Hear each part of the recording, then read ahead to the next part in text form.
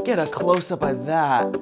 Hi, I'm Nicole Onoscopi, and you're watching my YouTube channel. Hey, it's Nicole. Welcome back, everyone. I want to wish you all a very happy 2022. Here we are, the first video of the year. I'm very excited. This year, I want to bring you a whole lot more tutorials, a lot more performances, have a really good time with you. So make sure you hit that subscribe button if you haven't already so you don't miss any of the fun, okay? Thank you. Some of you know, last year, I started making drag jewelry. Last Christmas, my grandma bought me a little starter kit from jansjewels.com. Great little website, great resource if you are just learning to make drag jewelry. So I recently made some star earrings, but I neglected to make a ring to go with the set. So I thought, why not do that today with y'all, have some fun, share what little I know. I'm not an expert by any means on drag jewelry. I'm still learning, but I thought I'd share what I know with you now. So let's do it. You need quite a few supplies to get started. Like I said, Jan's Jewels is a great resource. They have a whole little starter kit. It's only like $85. Great way to kind of get all the things you need. You're gonna need settings, rhinestones, some rhinestone chain. Isn't that just beautiful? You're gonna need a couple different types of pliers. Here's the kind of cutty kind. I don't know because homosexual, I don't know my tools all that well. And the little soft kind so you don't scratch the rhinestones there for setting your stones. You are also going to need a tile. Now this was the hardest part to get. I had to go to the Home Depot. Can you believe me in a hardware store? Yeah.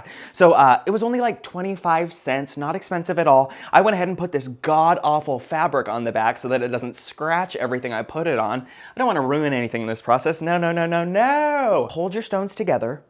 You are going to need some solder wire. Now this melts at 300 degrees. I hear it's pretty toxic, might have some lead, cadmium, that kind of things. So when you are melting this stuff, make sure that you're in a well-ventilated area. You might want to wear a mask, wear some goggles to protect yourself. I don't want anyone getting sick on my behalf, okay? So take care of yourself. I'm going to open a window, turn a little fan on. I won't wear the mask because I'm wearing lip gloss. Oh my gosh. But do take care of yourself. And very importantly, here's a heat gun. I got this in my kit from Jan's Jewels. 2 settings, on and off. Here, listen to this. Like Star Wars. Very hot. Be careful, please. I don't want anyone burning down their home on my behalf. It's not worth it. It's just jewelry, okay? Also, you are going to need some PlayDoh, any kind of dough to set your rhinestones. Hold everything in place while you solder it together. And like I said, some goggles for safety. I'll put them on later, okay. Now also, you are going to need a ring back in this case. Nice sturdy little guy there. And a handy dandy third eye. Ooh. This will help you hold things in place while you solder them so you don't burn your little fingies off, okay? I think that's all we need, folks. Now, this is kind of the most time-consuming part. You need to find the pieces you need for your piece and set the rhinestones inside of the settings. So we're gonna do that now. Now I get a lot of my rhinestones from Dupree's Rhinestones.com, I believe. I also get a lot from Topstone. They're a vendor on AliExpress. Very affordable. Of course, you gotta order ahead of time. Takes a while to get there, but very affordable. You also gotta get the matching settings for every stone that you get. And everything is in millimeters, so you're gonna wanna break out your handy dandy ruler and measure your stones to know exactly what kind of settings you're gonna need for your project. Okay, now I thought I was gonna be real womanly and do this whole thing with fingernails on, but it's just not working. This is very involved. So say goodbye to them, baby. Now, unlike that earring, we're gonna use a nice little round stone there for the center. Now we are gonna go back in our settings case here. The settings look like so. We're gonna get matching settings for all of those little stones. Oh, they're just so cute. As a kid, I loved playing with Legos. And this just feels like fancy Legos to me. It's a lot of fun. I used to spend so much money on drag jewelry. It was definitely an addiction. I couldn't stop. So it was so much fun to learn how to do it for myself. And the cool thing is you really get to create exactly what you want and at a reasonable price. So it's a lot of fun. The limit does not exist. Yeah. We have the settings we need. We have the stones we need. Now we need some rhinestone chain for this design. We're gonna need 5 pieces that are 3 segments long and 5 pieces that are 2 segments long. So I'm gonna go ahead and break out the little cutty pliers here and cut some chain. Let's go. Now I believe this is SS38 chain. I might be wrong, but I think that's right. I got this from Dupree's Rhinestone as well. It is a little expensive, but it is so beautiful. It makes such an impact. Most of them are already preset in the chain, so it does save some time. It's just really easy to work with and so satisfying to snip. We're gonna take our stone and our setting here.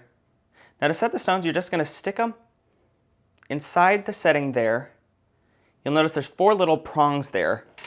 You're gonna take your little soft pliers and just bend over that little prong, being careful not to scratch the stone. But of course these pliers are not gonna cause too much damage because they're so soft, so soft. And there we are, our first set stone. Now I'm gonna go ahead and finish up with the rest of those and I'll be right back. So I'm gonna take a little dollop of E6000, a drag queen's best friend, and just stick it right in that setting there. Not too much, just enough. Just to kind of give a little extra hold in case these prongs don't do their job, okay? Our stones are set, our chain is cut. It's time to roll out some Play-Doh and get to designing. Now, I have found that Walmart is actually the cheapest place to find Play-Doh. You can buy big tubs of it on Amazon, but it's a little cheaper if you get the little individual 50-cent ones from the kids section at Walmart. I should be using a rolling pin, but I don't happen to have one right now. We are not gays that cook in this house, so I'm gonna just use my little cell phone, being very careful not to smush it. Clock the beautiful Nicole Onoscopi phone case, available for purchase on Etsy/Nicole Onoscopi. Oh yeah. So we got a nice flat piece of Play-Doh rolled out there. I'm gonna cheat a little and use our earring as a stencil. So crafty, so innovative. I'm just gonna push it in the Play-Doh real gently so that we get a piece that exactly matches the earrings. I'm gonna take the little stones and match it up with the holes. Now, like I said, it is so fun. You can literally lay out anything in the Play-Doh, solder it together. You can create whatever you want. Now, of course, there are a lot of things that I can't do yet, so I wanna give a huge shout out to all of the incredible jewelers out there. My personal favorite, no offense to the others, being Amped Accessories up in Canada.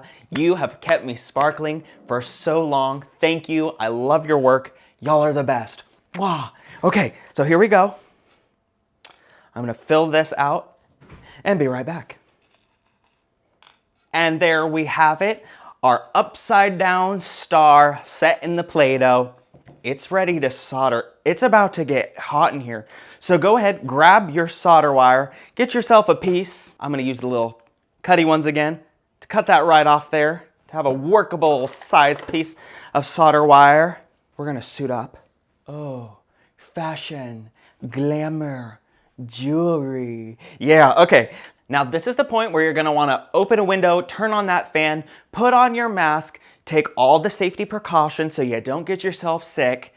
Make sure you don't catch anything on fire, and we're gonna solder this baby together. Now, when you are soldering, you wanna make sure you are heating up the settings and not the solder wire. Now this, once it starts to melt, it goes. It makes a big gucky mess. So definitely make sure you are heating the settings and applying the solder wire to the hot setting to melt it. It's so magical, it's so fun, you're gonna love it. So really make sure that you fill all of those crevices. Sometimes there's a bigger gap, so you're gonna really wanna melt a bit more solder to fill it up. Now if things start to shift a little as you're working, you just zap it with the gun again and you can move the pieces around. Sometimes I'll use like a wooden dowel, a little stick to kind of poke things around. It gets very hot, so don't burn your fingers. Just a reminder there.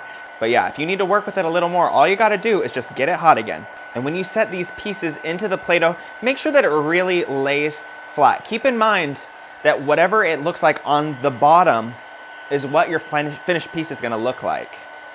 And just like that, we have a soldered piece. You'll notice all of the joints are soldered together. The only thing we need now is a ring back. All right, so we're gonna heat up just that center stone there. get it nice and hot, and we're gonna pool some solder right on that stone. Get it nice and hot and get plenty of solder on there. See that nice, beautiful silver pool?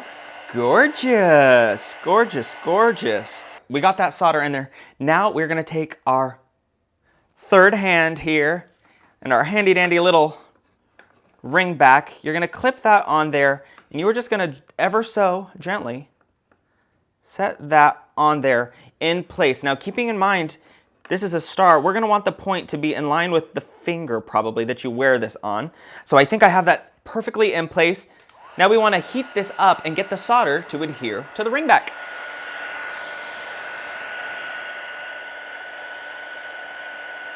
And here is our finished soldered piece with the ring back attached. Now I'm gonna let this cool, and then I will clean out the Play-Doh that got stuck in the stones, use a really soft bristled toothbrush and a little rubbing alcohol to get that residue off of the stones and get it shining, baby. So I'm gonna do that, try on the piece, and I'll be right back. And here is our finished piece. Get a close-up of that. Let me know what you guys thought of this video. If you like this kind of video, if you want more jewelry tutorials, I got a lot more wig styling tutorials coming your way and a lot of other fun things planned for this year. It's a new year. Go out there and shine, baby, because you're a star. Mwah. See you next time.